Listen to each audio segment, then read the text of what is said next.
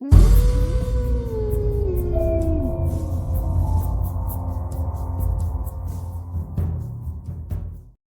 कहानी के लेखक हैं विजेंद्र कुमार कर्ण। गांव में लोग जल्दी जागते हैं तो जल्दी सो भी जाते हैं। पहाड़ों की तराई में बसा बिहार का ये गांव भी आम गांव की तरह ही था। हालांकि अब कई गांव भी आधुनिक होने लगे हैं, लेकिन बिहार का ये गांव अभी भी पिछड़ा था। अमावस्या के दूसरे दिन की बात है। गांव के लिए आज की सुबह आम सुबह की तरह ही थी। बुनाई का समय था तो ज्यादातर किसान अपने खेतों पर ही थे। कुछ औरतें भी गीत गाते हुए धरती के सीने में बीज बो रही थी।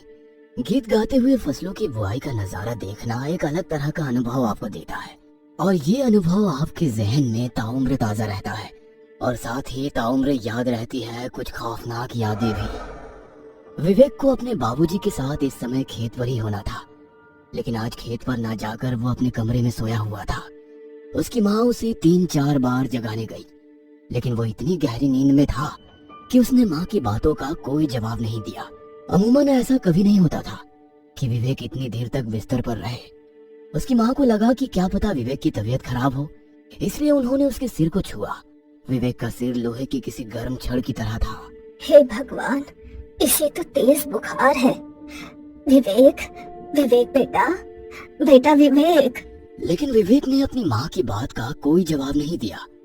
विवेक की माँ ने उसे फिर से जगाने की कोशिश नहीं की और घर के पीछे अपनी बाड़ी में लगे कुछ पत्तियों को तोड़ने चली गई, ताकि जागने के बाद उन पत्तियों का काढ़ा विवेक को पिला सके। गाँव में अभी भी ज्यादातर लोग अपनी छोटी मोटी बीमारी को अपने घर के बाहर बाड़ी में लगे जड़ी बूटियों के पौधों से ही ठीक कर लेते हैं। विवेक की माँ ने उन पत्तियों को तोड़ा और फिर सिलबट्टे पर उसे पीसने लगी। पीसने के बाद ही उन पत्तियों को काली मिर्च के साथ पानी में उबाला जाता है, फिर रोगी को पीने के लिए दिया जाता है। बहुत ही आजमाया नुस्खा था ये।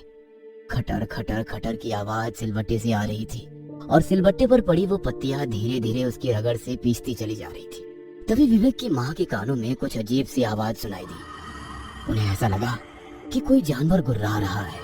विवेक की माँ भागी हुई घर के दरवाजे तक ये सोचकर आई कि कहीं कोई जंगली जानवर तो घर में घुस नहीं आया है। गांव में पहले भी कई ऐसी घटनाएं हुई है जिसमें पास के जंगलों से निकलकर कोई भेड़िया या चीता गांव के मवेशियों को उठाकर ले गया है। हालांकि ऐसी घटनाएं रात को ही ज्यादा हुआ करती थी, फिर भी एक अनचाहा डर विवेक की माँ को दरवाजे तक खींच लाया, लेकिन दरवाजा तो बंद था। उन्होंने राहत की सांस ली और फिर सिलबट्टे की ओर बढ़ने लगी। तभी उन्हें फिर से गुर्राने की आवाज आई, और ये आवाज विवेक के कमरे से आ रही थी। फिर से एक अनचाहे भय ने उन्हें घेर लिया और पल में ही ना जाने कितनी बातें उनके जहन में आ गई, और वो भागती हुई विवेक के कमरे की ओर गई। लेकिन जैसे ही वो विवेक के कमरे में गई, उनकी चीख निकल गई। विवेक की आंखें बिल्कुल चढ़ी हुई थी, उनका रंग सुर्ख लाल था और विवेक किसी जानवर की तरह गुर्रा रहा था। क्या हुआ बेटा, क्या हुआ? विवेक ने अपनी माँ की बातों का कोई जवाब नहीं दिया, उल्टा उन्हें अजीब सी नजरों से घूरने लगा और कहा, मांस, मांस खाना है, मुझे मांस खाना है। विवेक का पूरा परिवार शाकाहारी था। बचपन से लेकर आज तक उसने मांस खाना तो दूर, उसकी तरफ देखा भी नहीं था। इसलिए उसके मुंह से ऐसी बात सुनकर विवेक की माँ को बहुत आश्चर्य हुआ। उसने एक बार फिर से अपने बेटे से पूछा कि क्या हुआ है, लेकिन उसने इस बार अपनी माँ को अजीब नजरों से घूर कर देखा और उसे जोर का धक्का मार दिया। उसकी माँ दूर जा गिरी। विवेक अब भी अपनी वही रट लगाए हुए था, मांस खाना है, मुझे मांस खाना है। अचानक विवेक ने जो किया उसे देखकर विवेक की माँ भागती हुई विवेक के पिता के पास खेत में गई। मांस मांस चिल्लाते हुए विवेक ने अपनी जांघ पर अपनी दांतों को गड़ा दिया और जांघ के मांस को अपनी दांतों से खींचने लगा। कुछ देर बाद उसके जांघ का एक बड़ा सा टुकड़ा उसके मुंह में था और वो उसे चबा रहा था। विवेक के पिता ने जब ये बात सुनी तो वे भागते हुए अपने घर की ओर आए, और जब वो घर पहुंचे तो वहां पर एक अजीब सी मनहूसियत का उन्हें आभास हुआ। उनकी दिल की धड़कनें इतनी जोर जोर से धड़कने लगी कि ऐसा लगा कहीं दिल ही बाहर ना आ जाए। विवेक अपने कमरे में मरा पड़ा था। उसके शरीर पर कई सारी चींटियां रेंग रही थी। विवेक के जांघ से अब भी खून बह रहा था और उसके जांघ का वो हिस्सा बड़ा ही भयानक लग रहा था जहाँ का मांस नोचा हुआ था। कहते हैं दुनिया के तमाम बोझों में से सबसे बड़ा बोझ होता है किसी बाप के कांधे पर उसकी बेटे की अर्थी का बोझ। राम नाम सत्य है, राम नाम सत्य है। आवाज के साथ जब विवेक की अर्थी गंगा किनारे जा रही थी तो पूरे गांव के लोगों की आंखें गिली थी। गंगा किनारे जब विवेक का मृत शरीर आग के लपटों में खाक हो रहा था और उसका शरीर फिर से पंच तत्वों में मिलने वाला था, उसी समय वहीं दूर बैठे विवेक के दो पक्के दोस्त बनवारी और राजेश की आंखों में कल रात का दृश्य बार बार घूम रहा था। ऑर्केस्ट्रा के गाने और उस गाने पर स्टेज पर नाचती हुई डांसर के सामने खड़ी भीड़ बौराई हुई थी। विवेक, बनवारी और राजेश ने कभी ऑर्केस्ट्रा नहीं देखा था, केवल उसके बारे में सुना था, इसलिए वे तीनों भी उस ऑर्केस्ट्रा में पूरी जान लगाकर शोर मचा रहे थे। लेकिन उन तीनों को एक डर ये भी था कि उनके घर वालों को उनके ऑर्केस्ट्रा देखने की बात पता लगी तो उनकी जम के मरम्मत भी हो सकती है। इसलिए उन्होंने किसी को भी पास के गांव में हो रहे ऑर्केस्ट्रा के बारे में नहीं बताया था। रात के लगभग 2 बजे संगीत का शोर थमा और वे सभी अपने गांव की ओर लौटने लगे। अमावस्या होने के कारण अंधेरा काफी घना था। राजेश के पास एक मोबाइल थी, उसी की रोशनी में वे आगे बढ़ रहे थे। रात में सांप बिच्छू के निकलने का डर भी बना रहता है, इसलिए वो धीरे धीरे और बहुत ही सावधानी से खेत की पागडंडी के बीच से गुजर रहे थे। एक बात बोले बनवारी, आज हमारा गधा का जन्म छूट गया। आज हमने भी ऑर्केस्ट्रा देख लिया रे। हाँ, खाली ये वाला बात घर को पता ना लग जाए, नहीं तो गधा की तरह दुलती भी पड़ेगी हमें। अबे पता कैसे लगेगा, हम लोग तो बताने से रहे। वैसे हम लोग रिस्क लिए तो मजा भी बहुत आया रे। जानते हो, वो नचनिया हमको बहुत पसंद आई। अगर हमको शादी करने के लिए बोले ना तो हम तो आंख मूंद के कर लेंगे उससे शादी। तभी बनवारी के आगे से एक काला सा सांप रेंगते हुए गुजरा, जिसे देखकर वे तीनों खामोशी से खड़े हो गए। बाप रे, अभी तो मेरा पैर इसी पर पड़ जाता। उस काली रात में उन तीनों को कोई देख लेता तो वो जरूर उन्हें भूत ही समझ लेता। रात के उस सन्नाटे में वो धीरे धीरे अपने घर की ओर बढ़े जा रहे थे। दूर से कुत्तों के भौंकने की और सियार के चिल्लाने की आवाज माहौल को डरावना तो बना रही थी, लेकिन तीनों साथ थे तो हिम्मत थी। तभी विवेक ने उन्हें कहा, भाई जोर से पेशाब लगा है, तुम लोग यहीं रुको, हम मूत कर आते हैं। विवेक राजेश के हाथ से मोबाइल लेकर थोड़ा सा दूर हटकर पेशाब करने लगा।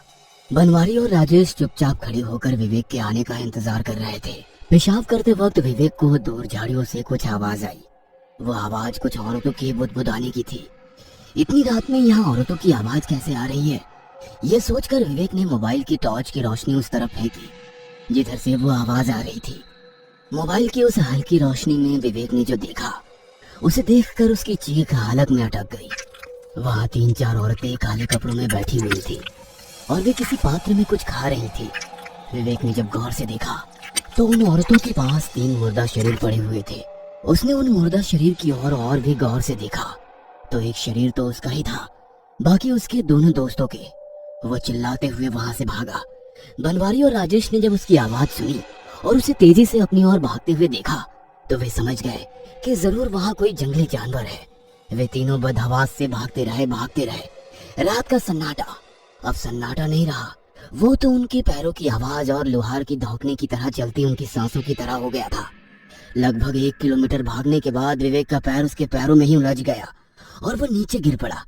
शायद उसके दोनों दोस्त आगे निकल गए थे। जमीन पर गिरे विवेक की सांसें लड़खड़ा रही थी। तभी उसने देखा कि वे औरतें जो पेड़ के नीचे बैठी हुई उसके मुर्दा शरीर को खा रही थी, वे उसे लगातार घूर रही है। विवेक चिल्लाने की कोशिश कर रहा था, लेकिन उसकी आवाज तो लगता था किसी ने छीन ली है। विवेक असहाय सा उन औरतों को घूर रहा था और अपनी मृत्यु को करीब देख रहा था। तभी राजेश और बनवारी उसके पास आए। राजेश के हाथों में टॉर्च थी। वे दोनों उससे कुछ बोलते उसके पहले ही विवेक पिशाचनी पिशाचनी कहता हुआ बेहोश हो गया।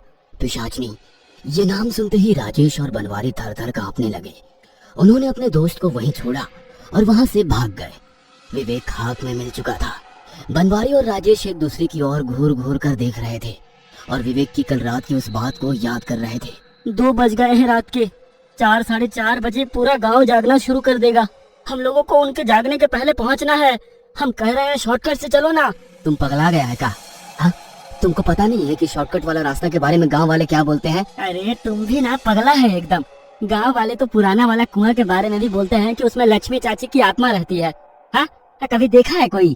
अरे कोई देखा होगा तभी तो बोला होगा।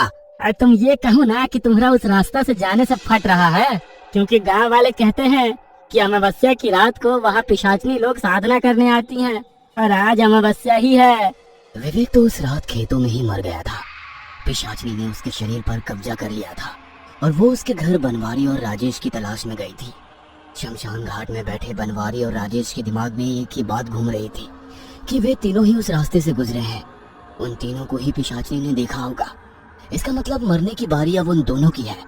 उन्होंने ये तय किया कि गांव के बुजुर्गों को कल रात की पूरी बात बताएंगे। क्या पता उनके पास इस बात का कोई हल हो और वे उन्हें मरने से बचा ले। वे दोनों विवेक के पिता के साथ बैठे गांव के और लोगों के पास गए और कल रात घटी सारी घटना के बारे में उन्हें विस्तार से बताने लगे। जब वो कल रात की कहानी उन्हें बता रहे थे तभी शमशान घाट में 2 और लाशें आई। बनवारी और राजेश के पिता उन लाशों के साथ रोते बिलखते चले आ रहे थे।